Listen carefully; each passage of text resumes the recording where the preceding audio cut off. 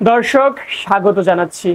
New ইয়র্কের সাবেক মার্কিন প্রেসিডেন্ট বিল ক্লিনটনের Clinton global initiative leaders stage অনুষ্ঠানে ডক্টর মোহাম্মদ ইউনূস তার বিশেষ সহকারী মাহফুজ আলম সহ তিনজনকে সরকার পতনের নেপথ্যের কারিগর হিসেবে পরিচয় করিয়ে দেন। সেই তিনজনের মধ্যে দুজন বেশ পরিচিত হলেও তৃতীয় ব্যক্তিকে নিয়ে কিন্তু সামাজিক যোগাযোগ মাধ্যমে ব্যাপক আলোচনা সমালোচনার সৃষ্টি হয়, যেখানে বলা হয় আওয়ামী পরিবারের জাহিন রোহান রাজিন ডক্টর মোহাম্মদ ইউনূস স্যারের সঙ্গে সমন্বয়ক পরিচয়ে বিল ক্লিনটনের প্রোগ্রামে আসেন, অথচ তিনি আন্দোলনেই ছিলেন না, সমন্বয়ক তো বহু পরের বিষয়। মূলত দর্শক, জাহিন নামে যে ব্যক্তির কথাটি বলা হয়েছে তিনি কিন্তু এই যে ডক্টর মোহাম্মদ ইউনূসের যে প্রতিনিধি দল ছিল সেই প্রতিনিধি দলের সদস্য ছিল না, এবং তার উপস্থিতির বিষয়ে প্রতিনিধি দলের কেউ কিন্তু আগে থেকে অবগত ছিল না। মূলত ডক্টর মোহাম্মদ ইউনূস যখন আন্দোলনের নেপথ্যে যারা রয়েছে, যে সকল ছাত্রের ভূমিকা ছিল তাদেরকে পরিচয় করিয়ে দেওয়ার জন্য স্টেজে ডাকেন, তখন কিন্তু তৃতীয় ব্যক্তি অর্থাৎ জাহিন তড়িঘড়ি করে মঞ্চে উঠে যায়, এমনটি মন্তব্য করেন মাহফুজ আলম। মাহফুজ আলম যেমনটি বলেন, তিনি এর পূর্বে এই জাহিন সম্পর্কে কিছুই জানতেন না, এবং জাহিন যখন মঞ্চে উঠেন তখন তিনি তাকে আটকানোর চেষ্টা করলেও পরবর্তীতে ব্যর্থ হয়, কেননা সেখানে বহু সম্মানিত ব্যক্তিবর্গ ছিলেন, যার কারণে অনেক মিডিয়ার সাংবাদিক ছিলেন। সেখানে তিনি যদি তাকে আটকানোর চেষ্টা করে তাহলে সেটি একটি অপ্রীতিকর পরিস্থিতি সৃষ্টি করবে।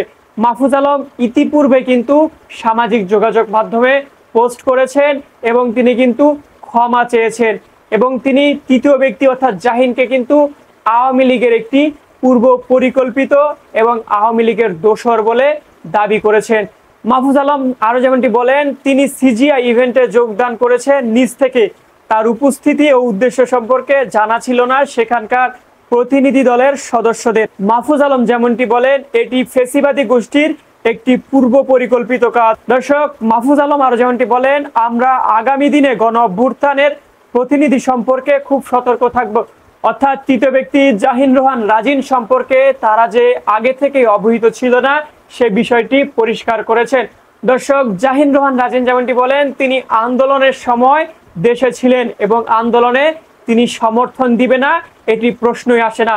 দর্শক, সামাজিক যোগাযোগ মাধ্যমে যে ছবিটি ছড়িয়ে পড়েছে সেখানে দেখা গিয়েছে জাহিন রোহানের সঙ্গে সদ্য ক্ষমতাচ্যুত প্রধানমন্ত্রী শেখ হাসিনা সরকারের স্থানীয় বিষয়ক যে মন্ত্রী ছিল তাজুল ইসলামের সঙ্গে, সাবেক মন্ত্রী তাজুল ইসলামের সঙ্গে তার ছবিটি যে ভাইরাল হয়েছে, সেই ভাইরাল ছবি প্রসঙ্গে তিনি যেমনটি বলেন, 2022 সালে ঢাকা ওয়াসার সঙ্গে একটা কাজ করে হাইড্রোকোপ্লাস, সে কাজের জন্যই মন্ত্রীর সঙ্গে দেখা করতে হয়েছিল, সে সময় তোলা এই ছবিটি। এটি কিভাবে সামাজিক যোগাযোগ মাধ্যমে এলো তা জানি না, আন্দোলনের সময় দেশেই ছিলাম, এই আন্দোলন সমর্থন না করার প্রশ্নই আসে না। মূলত তিনি যেমনটি বলেছেন, এই যে সিজিআইয়ের যে অনুষ্ঠানটি ছিল সে অনুষ্ঠানে তিনি আগেই দাওয়াত পেয়েছিলেন, এবং অনুষ্ঠানে যেহেতু প্রধান উপদেষ্টা ডক্টর মোহাম্মদ ইউনূস আসছেন সেটি নিয়ে তিনি অনেক বেশি উৎসাহিত ছিলেন।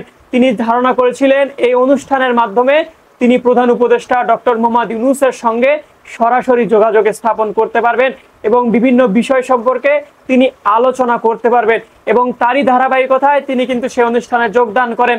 এবং উক্ত অনুষ্ঠানে ডক্টর মোহাম্মদ ইউনূস যখন আন্দোলনের নেপথ্যে যে সকল ছাত্র ছিল তাদেরকে যখন পরিচয় করিয়ে দিচ্ছিলেন, তখন কিন্তু দর্শক সারিতে বসেছিলেন এই জাহিন রোহান যেমনটি বলেন, ডক্টর মোহাম্মদ ইউনূস যখন তরুণ ছাত্রদেরকে মঞ্চে রাখেন তখন তার পাশে থাকা দুজন বিদেশি তাকে বলেন, তুমিও যেহেতু একজন তরুণ বাংলাদেশি, তোমার উচিত সে মঞ্চে যাওয়া, এবং সে কথার পরিপ্রেক্ষিতে তাড়াহুড়ো করেই তিনি মঞ্চে উপস্থিত হন। তিনি আরো যেমনটি বলেন, 2021 সালের ইউনূস অ্যান্ড ইয়ুথ ফেলো আমি, আমার প্রতিষ্ঠান হাইড্রোকোপ্লাস কাজ এগিয়ে নিতে আমি ডক্টর ইউনূসের সঙ্গে দেখা করতে চাচ্ছিলাম। নিউ ইয়র্কে সিজিআইয়ের অনুষ্ঠানে তিনি আসবেন শুনে আমি খুশি হয়েছিলাম, এ কারণেই যে তার কাছাকাছি যাওয়ার সুযোগ হবে।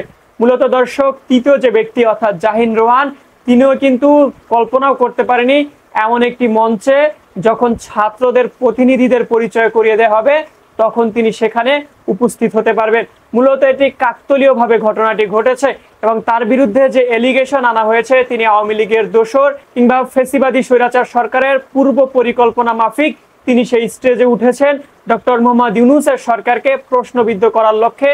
এটি পুরোপুরি একটি ভুল ধারণা এবং এমন কোনো পরিকল্পনার অংশ হিসেবে তিনি সেখানে যাননি বলে অস্বীকার করেছেন।